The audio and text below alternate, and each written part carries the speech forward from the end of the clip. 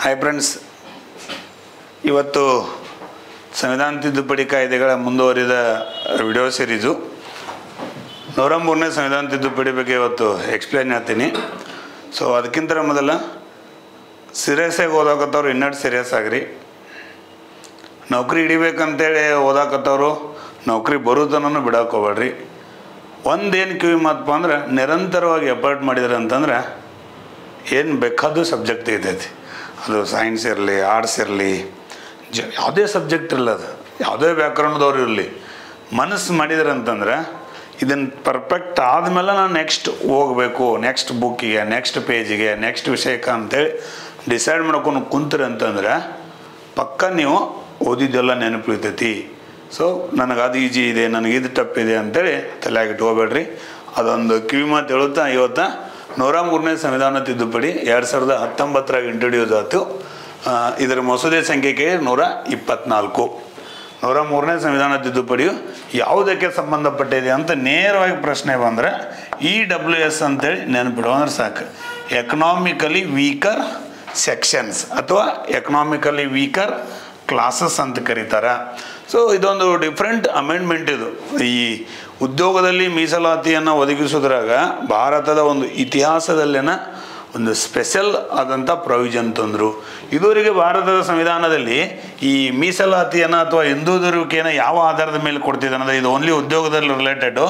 ಯಾವ ಆಧಾರದಲ್ಲಿ ಕೊಡ್ತಿದ್ದಾನೆ ಅಂದರೆ ಸಾಮಾಜಿಕವಾಗಿ ಹಿಂದುಳಿದವ್ರಿಗಾಗಿರಬೇಕು. ಯಾವುದೇ ಒಂದು ಸಮುದಾಯ ಅಥವಾ ಜಾತಿ ಸಾಮಾಜಿಕವಾಗಿ ಹಿಂದುಳಿದವರಾಗಿ ಟ್ರೀಟ್ ಆಗಿರಬೇಕು. ನೆಕ್ಸ್ಟು ಶೈಕ್ಷಣಿಕವಾಗಿ ಹಿಂದುಳಿದವರಾಗಿರಬೇಕು. ಭಾರತದ ಸಂವಿಧಾನದಲ್ಲಿ ಇದುವರೆಗೂ ಇವೆರಡು ಆಧಾರದ ಮೇಲೆ, ಇವೆರಡು ಮಾನದಂಡದ ಆಧಾರದ ಮೇಲೆ ಬ್ಯಾಕ್ವರ್ಡ್ ಕ್ಲಾಸಸ್ ಅಂತ ಟ್ರೀಟ್ ಮಾಡಿ ಉದ್ಯೋಗದಲ್ಲಿ ಮತ್ತು ಶೈಕ್ಷಣಿಕ ಸಂಸ್ಥೆಗಳಲ್ಲಿ ಮೀಸಲಾತಿಯನ್ನು ಕೊಡ್ತಿದ್ರು. ಬಟ್ 2019ದಾಗ ಏನು ಮಾಡಿದ್ರಪ್ಪ ಅಂತಂದ್ರೆ 100ನೇ ಸಂವಿಧಾನ ತಿದ್ದುಪಡಿಯನ್ನು ಮಾಡಿ ಒಂದು ಹೊಸ ಕಾನ್ಸೆಪ್ಟನ್ನು ತಂದರು.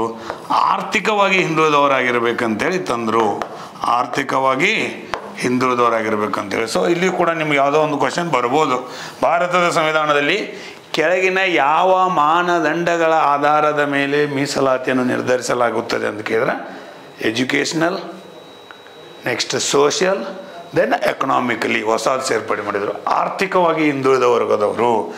ಆರ್ಥಿಕವಾಗಿ ಹಿಂದುಳಿದ ವರ್ಗದವರಿಗೆ ನೆನ್ಪಿಟ್ಕೋರಿ EWS ಅಂತಾರೆ. ಆರ್ಥಿಕವಾಗಿ ಹಿಂದುಳಿದ ವರ್ಗದವರಿಗೆ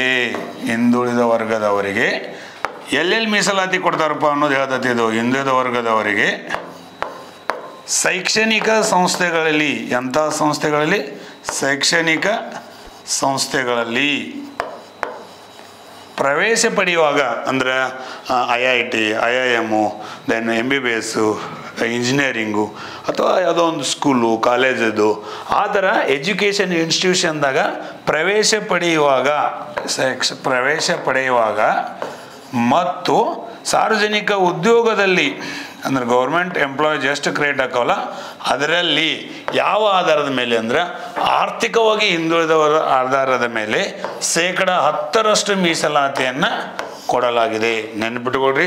ಇಲ್ಲಿ ಕೀ ಶಬ್ದ ಯಾವಪ್ಪ ಅಂದರೆ 103ನೇ ತಿದ್ದುಪಡಿ ಎದಕ್ಕೆ ಸಂಬಂಧಪಟ್ಟತಿ? ಆರ್ಥಿಕವಾಗಿ ಹಿಂದುಳಿದ ವರ್ಗದವರಿಗೆ. ಎಲ್ಲಿ ರಿಸರ್ವೇಷನ್ ಕೊಡಬೇಕು? ಎಜುಕೇಷನ್ ಇನ್ಸ್ಟಿಟ್ಯೂಷನ್ದಾಗ ಅಡ್ಮಿಷನ್ ತೊಗೋಬೇಕಾದಾಗ, ಆಮೇಲೆ ಜಾಬ್ ಇದ್ರಾಗ ಎಷ್ಟು ಪರ್ಸೆಂಟು? 10% ರಿಸರ್ವೇಷನ್ ಕೊಡ್ಬೇಕಂತೇಳಿ ಇಷ್ಟು 3 ಪಾಯಿಂಟ್ ಎಕ್ಸ್ಪ್ಲೇನ್ ಆಗ್ತೈತಿ. ಐ ಥಿಂಕ್ ಬಹುತೇಕ ಇದು ಯಾರಿಗೆ ಯೂಸ್ ಆಗ್ತೈತಪ್ಪ ಅಂತಂದ್ರೆ ಮೇಲ್ಜಾತಿಯಲ್ಲಿ, ಈಗ ಲೈಕ್ ಬ್ರಾಹ್ಮಣರು ಅವರಿಗೆ ಅವ್ರ ಜನರಲ್ ಮೆರಿಟನ್ನು ಅವರು ಬೈ ಬರ್ತ್ ಜನರಲ್ ಮೆರಿಟ್ ಇರ್ತಾರೆ. ಅದು ಒಂದೇ ಸಮುದಾಯ ಅಲ್ಲ, ಬೇರೆ ಬೇರೆ ಅದಾವೆ. ಅವ್ರಿಗೆ ಯಾವ ರಿಸರ್ವೇಷನ್ ಇರಲಿಲ್ಲ. ಸೊ ಅದಕ್ಕೇನು ಮಾಡಿದಾರೆ ಅಂದ್ರೆ ಅಲ್ಲಿಯೂ ಕೂಡ ಬಡವರು ಅದಾರ. ಯಾವ ಥರ ಬಡವರು? ಎಕನಾಮಿಕಲಿ ವೀಕರ್ ಆಗಿದ್ದಾರೆ. ಸೊ ಅವ್ರಿಗೆ ಏನು ಮಾಡಿದಾರಪ್ಪ ಅಂದ್ರೆ ಅಂಥವ್ರಿಗೆ ಅನುಕೂಲ ಆಗಕ್ಕೆ ಇದನ್ನು ರಿಸರ್ವೇಷನನ್ನು ಕೊಟ್ಟರು. ಸೊ ಭಾರತದ ಒಂದು ಮೀಸಲಾತಿ ಇತಿಹಾಸದಲ್ಲೇನೋ ಒಂದು ಹೊಸ ಮೈಲಿಗಲ್ಲು ಅಂತಾರೆ. ಲೈಕ್ 1992ರಾಗ ಒಂದು ಇಂದಿರಾ ಸಾಹ್ನಿ ಕೇಸ್ ನಡೀತೈತಿ. ಆ ಇಂದಿರಾ ಸಾಹ್ನಿ ಪ್ರಕರಣದಾಗ ಏನು ಮಾಡುತ್ತೆ ಅಂದ್ರೆ ಸುಪ್ರೀಂ ಕೋರ್ಟು ಈ ರಿಸರ್ವೇಷನ್ ಯಾವುದೇ ಕಾರಣಕ್ಕೂ ಅಬೋವ್ 50% ದಾಟಂಗಿಲ್ಲ ಅಂತ ಅದಕ್ಕೆ ಒಂದು ಕ್ಯಾಪ್ ಹಾಕಿತ್ತು. ಸೊ ಆ ಕ್ಯಾಪನ್ನು ವೈಲೇಷನ್ ಮಾಡಿ ಕಾನ್ಸ್ಟಿಟ್ಯೂಷನ್ ಅಮೆಂಡ್ಮೆಂಟ್ ಮಾಡಿದರು. 103ನೇ ತಿದ್ದುಪಡಿ ಮಾಡಿ ಹಾಗೇನು ಸುಪ್ರೀಂ ಕೋರ್ಟ್ ಮುಂದೆ ಕ್ವಶನ್ ಆಗಿತ್ತು, ನೀವು ಇಂದಿರಾ ಸಾಹ್ನಿ ಕೇಸನ್ನು ವೈಲೇಷನ್ ಆಗಿದೆ, 50% ದಾಟಿ ಹೋಗಿದೆ ಅಂತೇಳಿ. ಬಟ್ ಕೋರ್ಟು ಸೋಷಿಯಲ್ ಎಜುಕೇಷನಲ್ಲಿ 50% ಅಂತ ಹೇಳಿದೆ ಆ ಪ್ರಕರಣ. ಎಕನಾಮಿಕಲಿ ವೀಕರ್ದವರಿಗೆ ಕೊಡಬಾರ್ದು ಅಂತ ಅಲ್ಲಿ ಎಲ್ಲಿಯೂ ಬರೋದಿಲ್ಲ.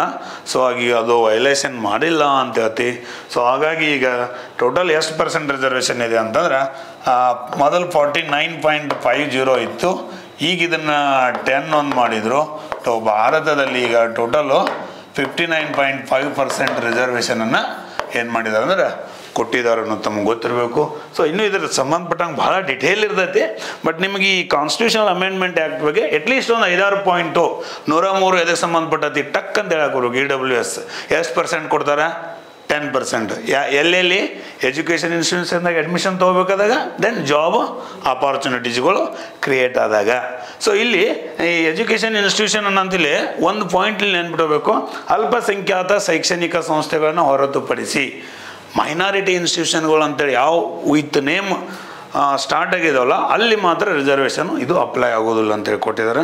ಸೊ 103ನೇ ತಿದ್ದುಪಡಿ ಇಂಪಾರ್ಟೆಂಟು, ನೆನ್ಪಿಟ್ಕೊಳ್ರಿ. ಭಾಳ ಸಲ ಎಕ್ಸಾಮ್ದಾಗ ಬರ್ತೈತಿ, ಮುಂದೂ ಕೂಡ ಬರ್ಬೋದು. Thank you.